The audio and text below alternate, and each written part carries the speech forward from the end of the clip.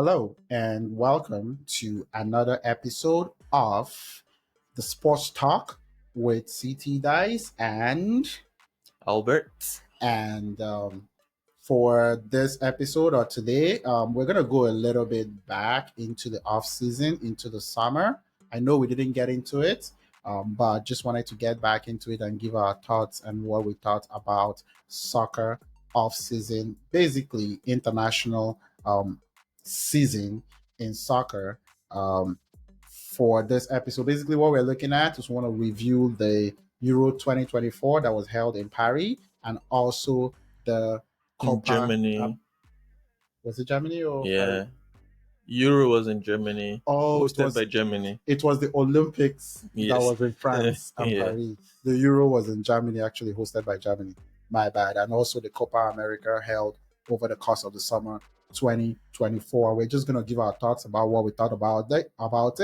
For the Euros, if you're not basically living under a rock, you know that Spain won the Euros. If you're also not living under a rock, you probably know that Argentina won the Euros. The Copa Any America. won the Copa Yeah. Americas. Yeah. I'm mixing everything up. But yeah. So getting back to you, what do you think about? Let's start with the Euros. Let's just talk about what are your top storylines. Like, what did you take out from the Euros and Spain actually coming out victorious? Well, I guess the top storyline is England losing again in another final. So they were, I guess, the 2020 Euros. I guess that was held a year later in 2021.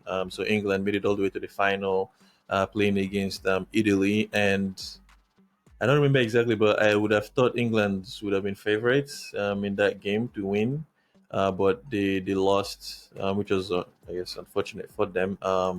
And so I guess fast forward 3 years later, they found themselves again in the final. This time around, playing against not arguably, but pretty much the best team in the tournament because of the way they played. You could tell Spain was the best team. I think they were also favorites to win that final.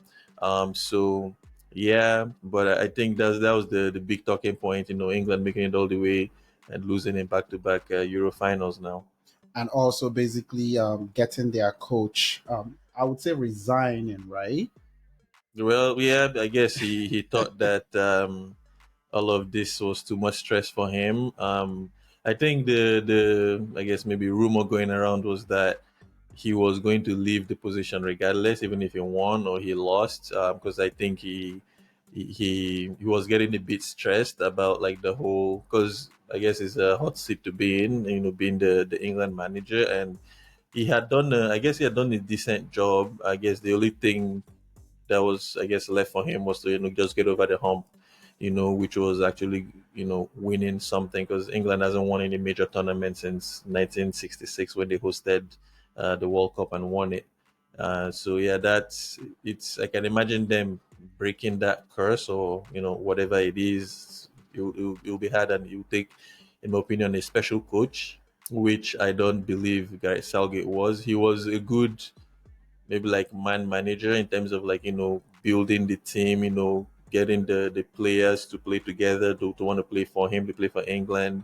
But I just feel like tactically he wasn't the best, that was, and I think that was where England fell short eventually. The interesting thing is when you say that England has a curse, what comes to my mind is they have what many people consider one of the most exciting leagues in the world.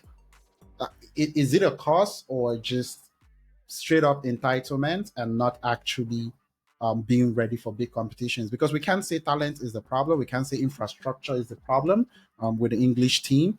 Um, in your opinion, what would you say is the reason why England hasn't won a major Euros or the World Cup since 1966? Because there's no logical reason why they shouldn't have won. And even if they have won one or two, I wouldn't actually think it's a big deal, in my opinion, right? I just think it's absolutely unacceptable that they have not won one Yeah. for how much talent, infrastructure, and like I would say funding that they have, not to have actually won one for 60 years almost. So what would Yeah. you say? What would you think? Well, I don't know if it's a curse, but it's starting to look like it. But so if you've been watching like football, soccer since like early early mid 2000s, you hear of like the golden generation, right? Like that's when they had, I guess, a lot of these superstar players that played for their, I guess, individual clubs in England. Frank You had the Lampard, Frank Lampards, the Steven Gerrard, Gerrard, the Paul Wayne Rooney, Scholeses, the John Terrys, the Ashley Coles, Gary Neville's, Rio Wayne Rooney, Ferdinand, Wayne Rooney, Michael Owen. David Beckham. You can go. I mean, you can list that squad for days because they had superstar talent players there, but for some reason it just didn't work. I don't know if it was a bit of that club rivalry that was within the players there, because when they played for their individual clubs, they were great, but when they came to play together, it was almost like they still had kind of like a rivalry going on, within them. So it was kind of weird.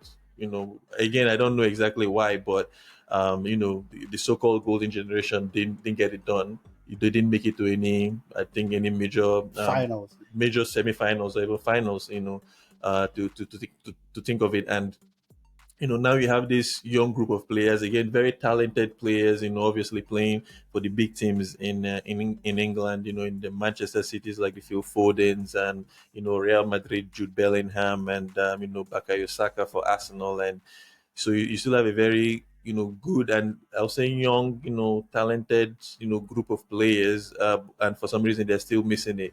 What I'll say to England not getting over the hump is, I don't think it's entitlement per se. I just think that in the department of coaching they haven't gotten it right, in my opinion. Because the thing is, I think they're trying to get like an English manager per se, not just someone from the UK, like someone from England to actually coach England and to help them win eventually. And the reason I feel like that might be a tall task for them is there's a reason why no English manager has won the Premier League since the Premier League has been in existence since 1992 when it was inaugurated, and I think that's for a reason. The Premier League is a very like diverse league in terms of like the people that play for it, the coaches that coach in it. Obviously, like you've had the great Sir Alex Ferguson for Manchester United, coaching Manchester United for how long, as long as he did, and he's Scottish. You have Pep now that is dominating the Premier League.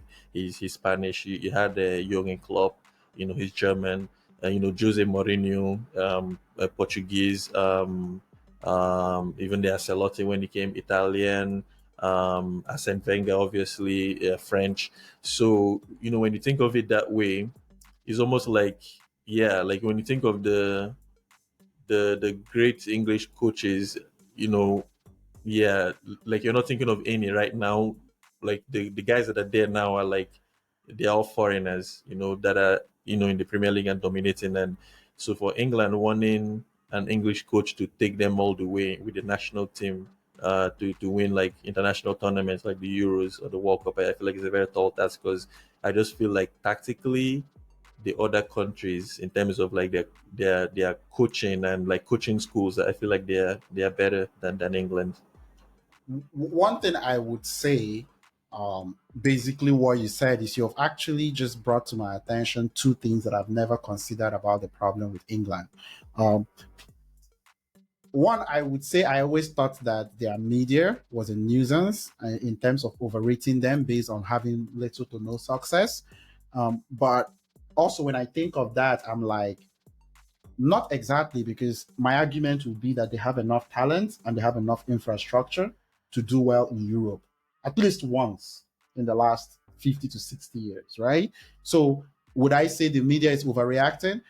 I would say yes, they're not They properly put a lot of holding, pressure. They put a lot of pressure on the yeah, they're players. not holding Yeah. them accountable properly, but is the expectations like, should there be They are expectations? I not would say unrealistic expectations, though, if you think exactly. about it, because Yeah. when you haven't won and you were that good, you've had the so-called golden generation, and you've had now this crop of players. Like, yeah, like you come to think of it, and like, really, why are they not getting over the hump?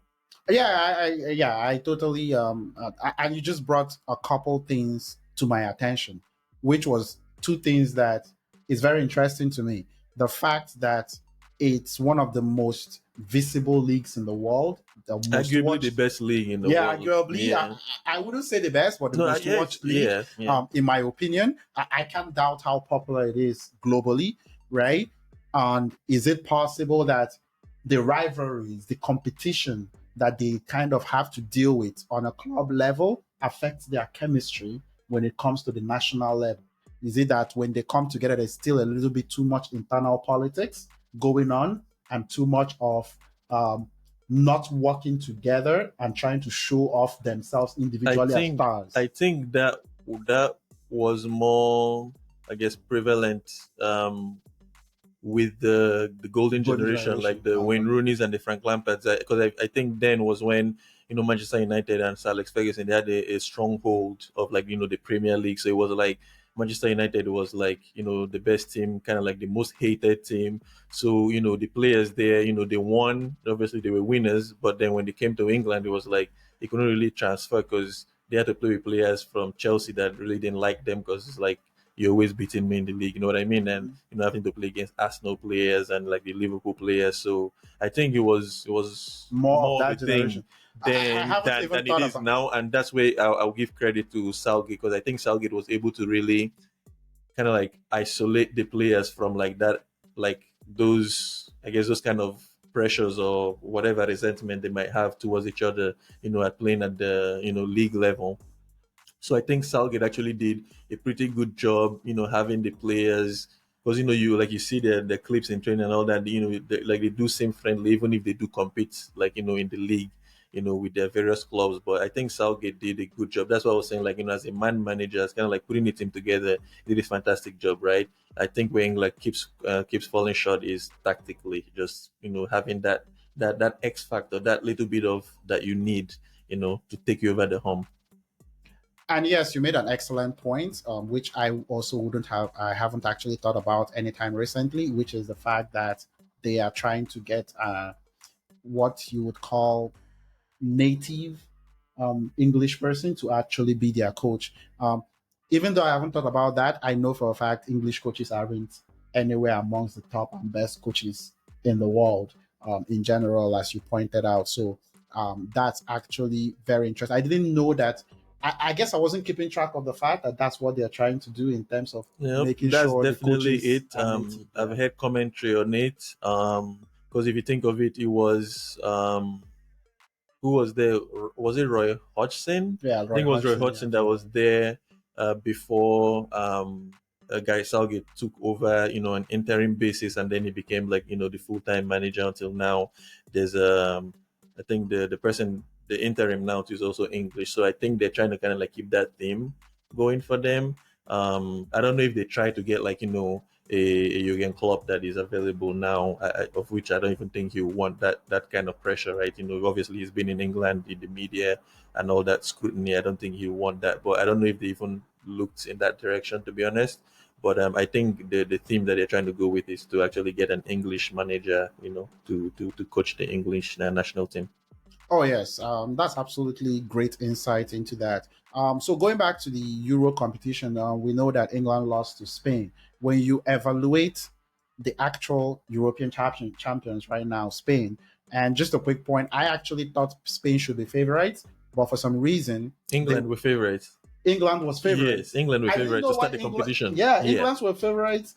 Next, I think was France. Germany. I think France was France second was second, favorite. Yeah, then Germany, and probably. then Yeah, Spain was like fourth or fifth. fifth, Yeah. which was kind of interesting to me because only with the little games that I watched of Spain, I knew that, in my opinion, Spain was the best team in Europe heading into it with an Yeah, excellent midfield. no, I definitely didn't think of it that way, to be honest. I just feel like for me, by default, going into competitions, I guess this past few years, you just kind of think of France because they have so much talent there, Yeah. right? Just they had played, even if they lost in the World Cup final in Qatar in 2022, you still just see that group of players. They're still young. They have the continuity with the manager as well. So yeah, but in terms of Spain, I would say the midfield I really liked, because for me, I'm really big on like midfield composition, right? They have Rodri that they played in the competition alongside Fabian Ruiz from that plays for Paris Saint Germain in Ligue 1. And so I really like the base of that midfield. Again, Rodri is arguably like the best defensive midfielder in the world right now, and having so that's a really good course. Like one left-footed, one right-footed. They're big physical guys that can control the game, that can defend, that can move the ball forward. So it's like perfect combination. And then it doesn't really matter who you play in front of them. I think in the start of the competition was Pedri, if I'm not mistaken, until he Yeah. got injured and he started playing Daniel Olmo there. And so what Spain had done is that obviously we know Spain as the tiki taka football they play, keep possession, all that, but it's almost like they play the hybrid type of football where they will keep control of the game like in the midfield, but now they played with the flanks as well, having and Nico Williams and the young 16, 17-year old Lemmy Yamal on the flank. So again, That combination was it was was yeah, lethal. it That was was lethal. that was the combination I thought nobody could And stop. again, where I feel like they were short was like the attack, because they had Alvaro Morata, who was their captain, but I feel like obviously he's not like the best center forward in the world, right? But he did the job for them, so they were dynamic in that sense, and defensively too, they were pretty solid, when you think of it.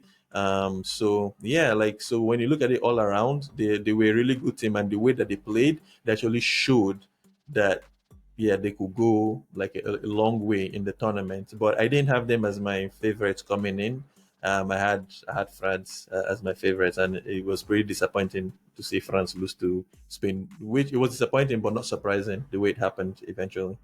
Yeah, I would say so. I guess I was the only one that kind of because I also kind of talked to a few people. No, I didn't think many people thought Spain would be top two, top three. But when I saw it, I was like, the only team that I thought was even in that, like I thought it was between Spain and France, Yeah, yeah. right? I didn't think England should be favored. There had been no evidence. Like as you said, France has evidence of winning. They have this incredible centre back combination with Saliba, and they also got Mbappe and an excellent midfield with N'Golo Kante playing excellent football as well Yeah, I for don't think them. anybody saw that coming. I think Yeah, Kante was like the little like was like the secret weapon that they had, because he had gone to like the Saudi Pro League, right, to play, and people probably thought that he had fallen off or something, and then for them to bring him back into that midfield and the way that he played was like he didn't miss a bit. at all. I thought he was incredible. But the way I looked at Spain was actually when I looked at them, their coach De La Fuente. I don't think most people are very I didn't conversant with even know him. who he was. Yeah, but his Yeah, style of football is actually very what you were saying, control the game, hybrid. hybrid, and Yeah, also spread out. And he had the perfect guys for that style perfect personnel Yeah, for it. The midfield was very, very compact. Gavi, Pedri, Rodri, or with Dani Olmo as well. But you also got the flanks. That was the most important part of what he did. You can't hang with Lamine Yamal and Nico Williams. no, Most it had to keep up. very few teams have two guys that can do what two of them can do. It's not just about Consistently too. Yeah. consistently. So it's very hard to actually keep up with that. So I really thought Spain had a very good chance, very young, and with those two guys as the core of their team, I actually think that they will be playing really well for a Oh really yeah, long they time. have a bright future for them going forward, and I think where they kind of had an advantage was with the coach, De La De Fuente. La Fuente, yeah. So I think they say he got like promoted from like the youth team, so he already kind of like knew like the Nico Williams and the Lami Yamals, from coaching them in the youth system. So him bringing them into the team, I think again having that bit of continuity, with the guys that you already know from like the youth system, and it was almost like he just kind of had to integrate those two with like the senior players that already like play for like the clubs, right? So I mean, these guys they already play for the clubs, but I mean like the senior players that usually play for The Spain, Spain national yeah, for the team. Spain national team. So just kind of like bringing those one, integrating them, it worked out perfectly for them. Yes.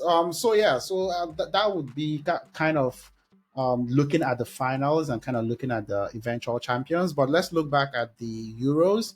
And do you have any specific takeaways, star players that you kind of were impressed with, or countries that you were disappointed with how they played, or countries that you were impressed, or players like that? Any specific takeaways Were you looking at the Mm, performance of Slovakia, like a few upsets? What do you think about the performance of like Belgium, Germany, teams that at this point do we call Belgium even a big team in Europe at this point? yeah, so Belgium, skipping my mind now exactly what phase they left the competition That's in, they, but they are not that like yeah, honestly. again, Belgium, they're one of those teams that had the golden, so-called golden generation, right? Did they? With the Eden Hazards, obviously De Bruyne when he was younger, Romelu Lukaku, they had, one of my favorite Man United players from when he played, Marouane Fellaini, so they did have like that core that the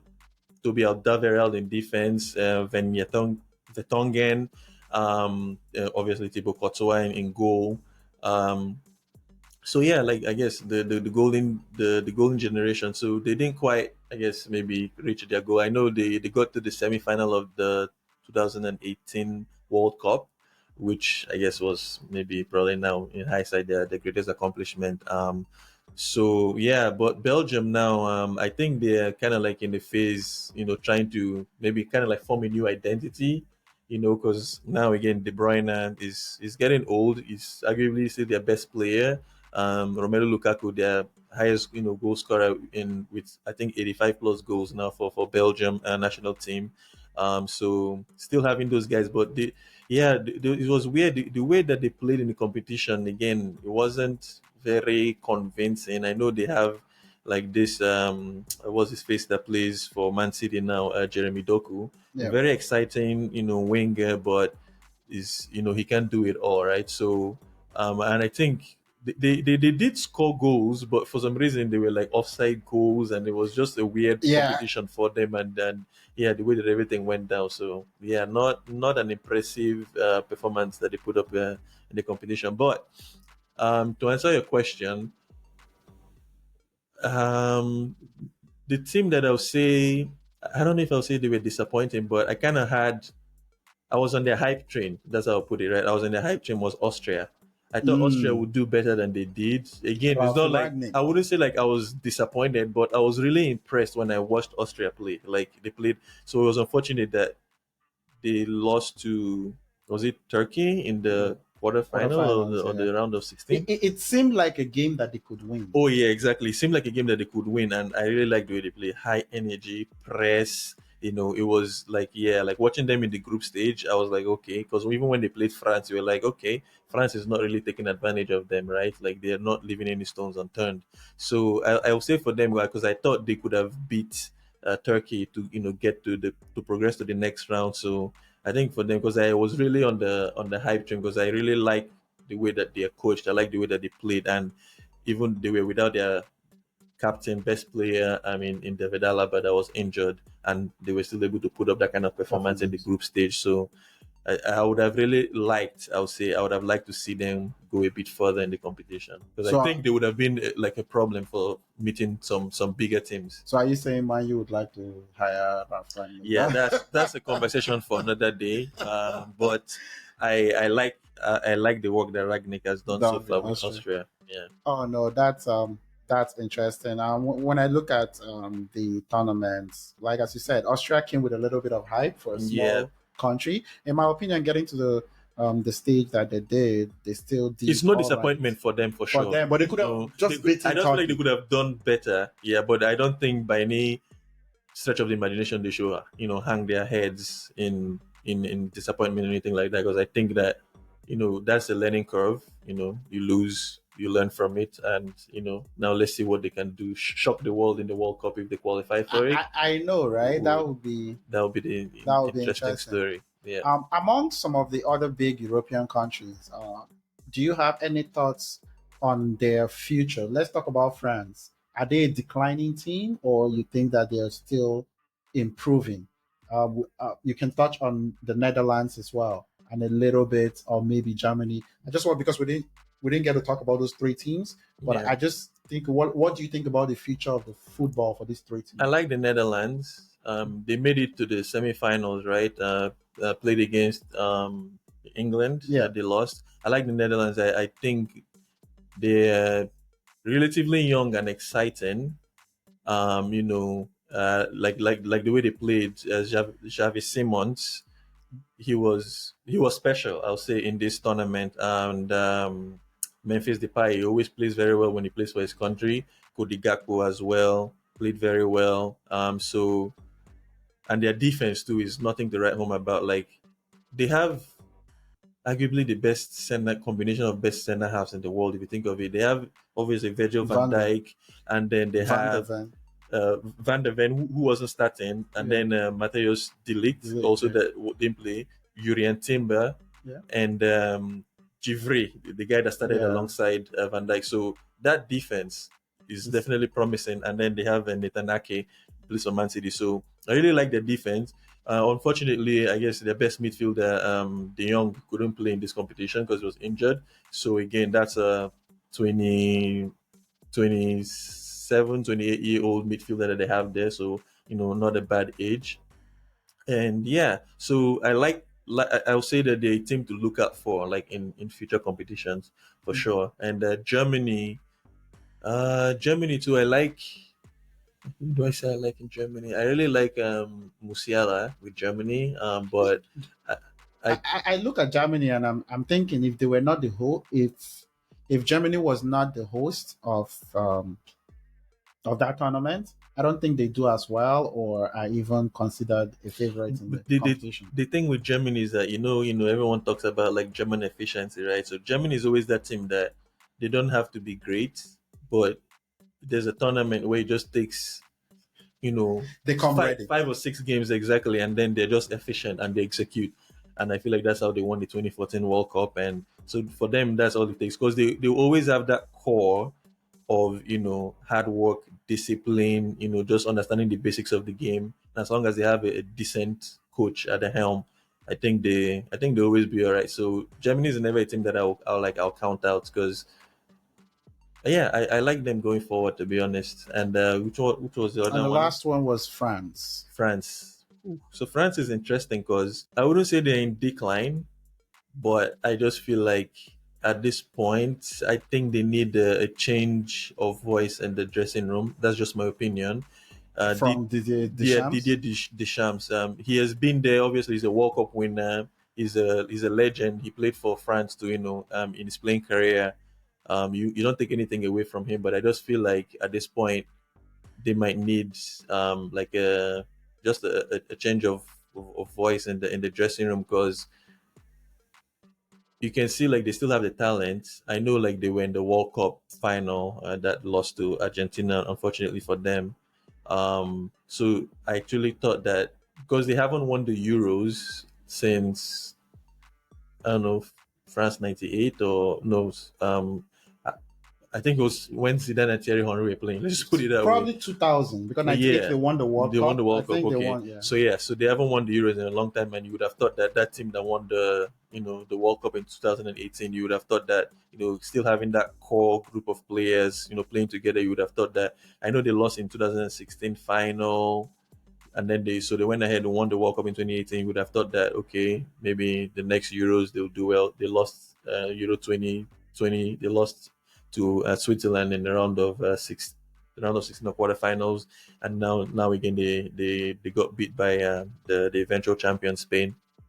So they still have the group of players, but I just feel like it's that point where it's come that the coach has kind of like not favorites, but like he has players that he's loyal to, in a sense. You know what I'm saying? Like, I feel like Yeah, again, like it's they not. helped him win or Yeah, something like exactly. that. So it's kind of like loyal to them, and you keep playing them. But I feel like they just need a little refresh in a few areas. Again, not to criticize him or single him out, but Usman Dembele, I haven't seen him do anything significant for France, or even But he keeps his playing. club. But he keeps playing. You know what I mean? And I had watched the Euro Nations League game yesterday, and they had lost 3-1 to Italy. And Italy is, you don't really say much about Italy these days, Not really. right? So, and they had lost 3-1 at home, and so that was really disappointing game to watch. I know he tried to like freshen it up. He played Killian through the middle, like as a center forward, and then he has started Michael Olise on the right hand side. He has started Bradley Bacola on the left hand side, and they had scored like first minute in the game, and you were thinking they were going to win, and Italy just took the game over and just beat them on a few counter attacks. And yeah, it was just a weird thing to watch and see France lose at home to Italy, which is something that they haven't done in a very long time. So at this point, I don't know if he's running out of ideas or if the players just feel like they need like a new voice. But in terms of like talent, they always have surplus of talent. Young, middle aged. They're not even old, to The be French honest. league actually spits out good players. Exactly. So like, and they have that famous Academy La Masie. No, what was it called The again? Marcel one.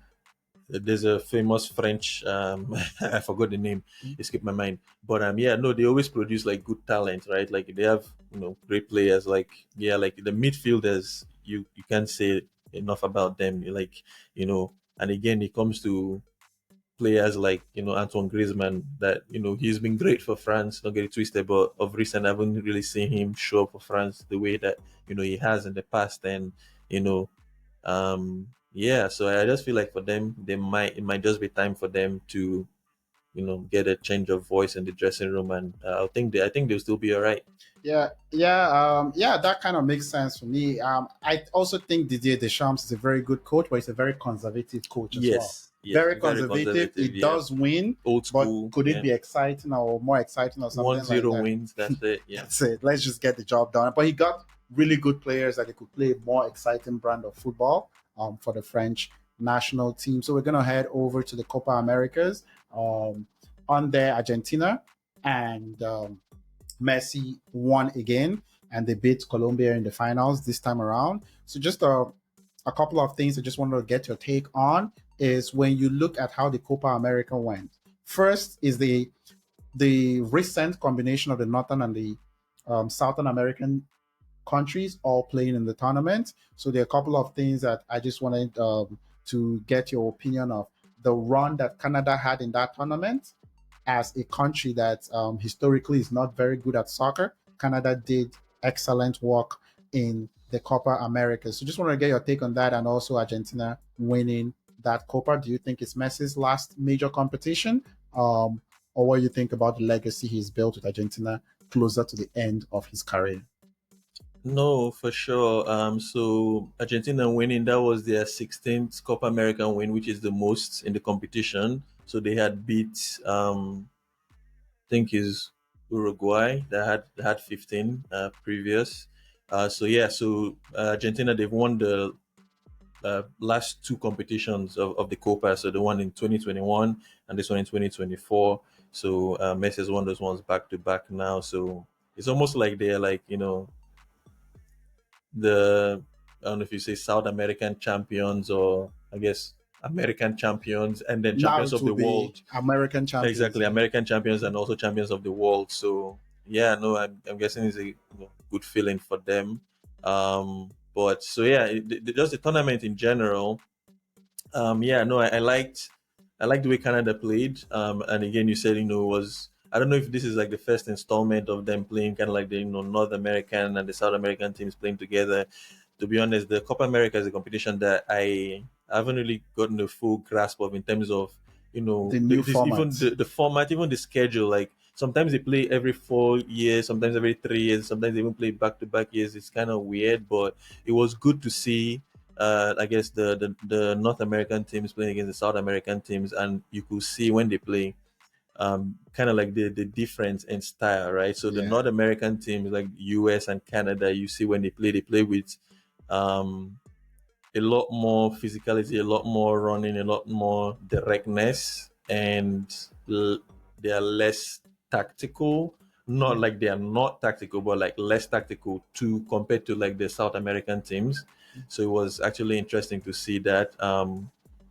Because I remember like the Canada game, like whenever they played, there was this kid, Jacob Shuttleberg, I think that was his name, and so he played on the left wing, and so he used to come off the bench for Canada, right? He used to come off the bench because he's a speedster, good work rate on him. He will always make those runs for you, but you could tell that he always got tired. Like Yeah. once like the 50th, 60th minute comes around, you could tell that he was out, right? So that just comes to tell you how like at least the Canadian team played, The which is intensity, exactly they this played South with so American much. intensity Yeah, and stamina. yeah, exactly. So Canada they play with a lot of, and again, the physicality. So obviously you try to match the physicality. So that's how they played. The US were a bit disappointing because they didn't make it out of the group stage. I remember there was a game against, was it Panama, Yeah, that they had Panama. gotten a red card, so they couldn't compete, and then they had lost the game, and it was, I guess, unfortunate for them. And so no, but for sure Canada, it was impressive. Canada made it all the way to the semifinals. Unfortunately, they lost again to Argentina. They were eventual champions. So they had lost to Argentina in the group stage, but they were able to make it through. So they had 4 points, one win, one draw, one loss in the group stage, um, which was, I guess, a good run for them because Chile, that I thought were the second favorites in the group, didn't make it out of the group. So Canada pipped them to that. So unfortunately, they had to play arguably the best team in the tournament right now with Lionel Messi still in it, and they lost again. It was like 2-0 loss in the group stage, and they lost again 2-0, and 2-0. it was almost kind of like predictable the way they lost because you could tell, like, obviously, like having Lionel Messi in your team, obviously tactical genius. I mean, like technical genius that he is, with the ball at his feet. And when you watch Canada play, it was almost like they had to take their chances, like, like when they spring, counter attack. And if that didn't work, then it was almost like, you know, it, obviously there was no them. That There was the was only no, plan. yeah, there was no them trying to break these people down with passes. You could tell Canada, like, they were really direct in the way that they played, which is no knock on them. But again, when you're playing against the champions of the world and arguably the best player to ever play in Lionel Messi, even if he's older, you can tell that Argentina always had the advantage. Oh yeah, yeah. So I think it was an interesting competition. I was rooting for Colombia, considering how much I love the intensity Colombia played with. I thought they would be a good underdog to actually win the tournament, and they did get to the finals. Uruguay was picked to be better than them, but they did get to the final. I thought Luis Diaz was excellent. Cordoba, a lot of players on that team that are players that I actually think play with a lot of efforts. So it's interesting. So the one question I wanted to ask as well is when you look at the run that Messi has been on with Argentina, whether he calls it quits or not, how do you compare this run with the Spain dominance when Spain was able to win the Euros and the World Cup and playing the tiki-taka kind of football? Because it's World Cup, Euros, Copa, and two Copas and a World Cup win, and Spain had that run where they won the Euros and the Copa at around the same time. Yeah. So, like, which one do I think it was Yeah, more like impressive, yeah, it or was more like which one? impressive. Yeah, because I'm looking at this. For me, I would say probably the Copa one. They won. They did win the Copa when they didn't have Canada and US and the North Yeah. American teams Yeah. on there, and Yeah. now they're able to also win it Yeah. with them, and also win the World Cup right in between. Yeah. But when you look at that run, like I'm looking at this run of dominance right now, is the Spain dominance or the France dominance around 1998? Like, can you think of any run in recent time that would compare to what Argentina has done within the last few years? I would. I don't know. I guess I always have sentiment towards the Spain dominance because I feel like it originated from when Pep was the coach of FC Barcelona. So they played that system, right, because they had the Xavis and the Iniestas and the Sergio Busquets. So they were able to play a certain way. So when they were able to, like, translate that to the national team, it was almost like nothing was lost. You know what I mean? And obviously, they still had to integrate, like, players from like Real Real Madrid Madrid. and other teams, right? And they were still able to dominate. And again, the a great factor in Barcelona being successful was Lionel Messi. Unfortunately, he's not Spanish; he's Argentine, right? So when Spain, obviously without Messi, we're able to still replicate that with, like, the David, Villas of the world, obviously, and they had the super midfield, right? You talk about the Cesc Fabregas, you talk about, like, David Silvas of the world, Juan Matas, Busquets, exactly, Xavi, Iniesta, Xavi, Iniesta, Busquets. yeah. So like the midfield was packed, and in front they had, like, David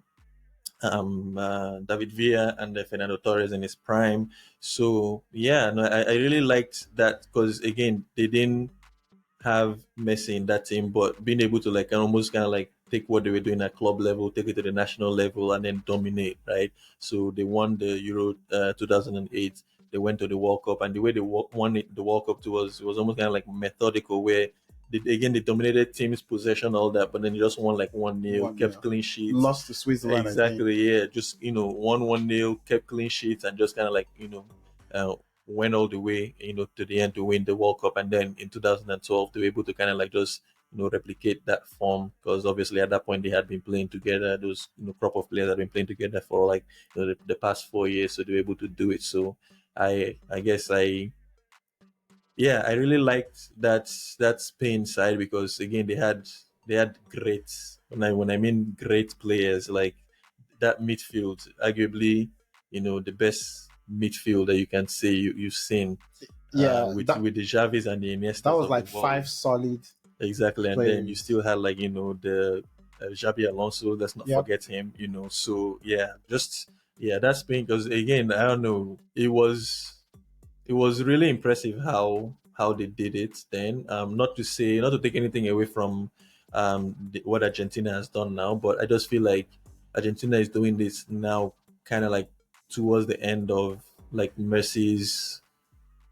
I'll say past his prime, like past Messi's prime. Like I feel like it would have been more dominant if they did it in like 2014, when I feel like Messi was like at the top of his game. You know what I'm saying? Like I know they had gone to the World Cup and Yeah. lost to Germany, but I feel like if they dominated then when Messi was like in the peak of his powers, I feel like it would have been. Maybe Higuain was the mercenary that made sure that Oh Messi. yeah, like Higuain was definitely playing against Messi.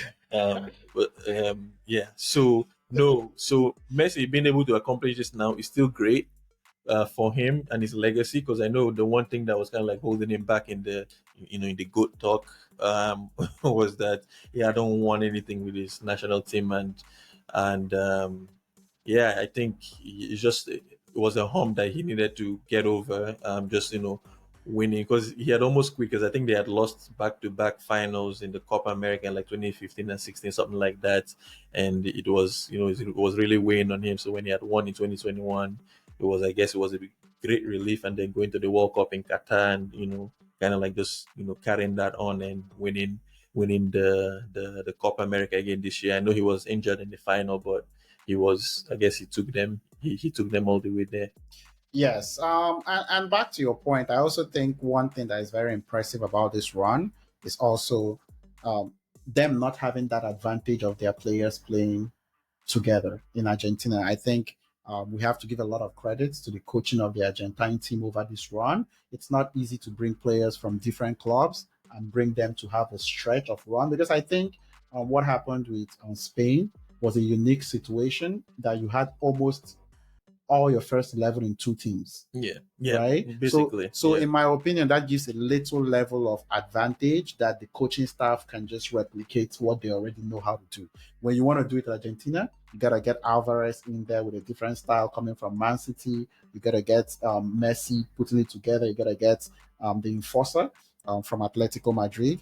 um, in midfield, there are lots of moving parts that the job of the coach needs to be acknowledged more, in my opinion, for the Argentine team. When I look at the Argentine team, with that level of players spread out, knowing that most of their players play in Europe, that coaching staff has done an excellent job. Oh yeah, Um, big credit to Scolani, whatever is Colony. the coach, the Argentine coach. Oh, really? Yeah. Actually, did they have this guy Tata Martino No, as I their don't. No, coach? no, I think it was Scolani that has been that won that first Copa with them in 2021. I can just Yeah, double yeah, check that. Scaloni. Yeah. Yeah, yeah. So no, I give him a lot of credit, because for some reason he was able to get it done. Let's just put it that way. It's not like Argentina's always been good because they have Messi, but for some reason Scolani was able to kind of like figure it out, where even Messi, a little bit past his prime, was still Very very efficient. efficient, exactly in the way that they played, and you could tell that even when they played as a team. So there was definitely great coaching that was involved, and that's what we're talking about England, and not having that X factor. I don't know who brings it, if it's the coach, if it's the players, but Scolani was able to figure something out where he got the best out of his players and he got them over the hump to actually win the competition.